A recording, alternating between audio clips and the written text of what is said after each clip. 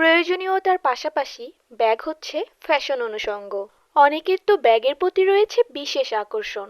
অনেকটা এমন যে পোশাক সাদামাটা হোক, ব্যাগ হওয়া চাই নজর কাড়া।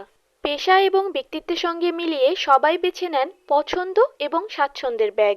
এখন তরুণ তরুণীদের কাছে জনপ্রিয় হয়ে উঠেছে টোট ব্যাগ।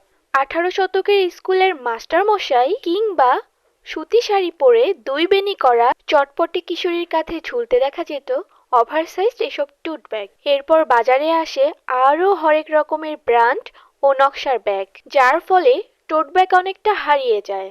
কিন্তু প্রতিটি হারিয়ে যাওয়া পুরাতন ফ্যাশনই বারবার ফিরে এসেছে।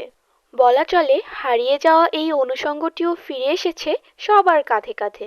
টোট ব্যাগে সবচেয়ে বেশি দেখা মিলে অনলাইন ভিত্তিক পেজগুলোতে। যারা হ্যান্ড পেইন্ট করতে ভালোবাসেন, অনেকে টোট ব্যাগের উপর নিজের মনের মতো করে নকশা করে অনলাইনের মাধ্যমে সবার হাতে পৌঁছে দিচ্ছেন।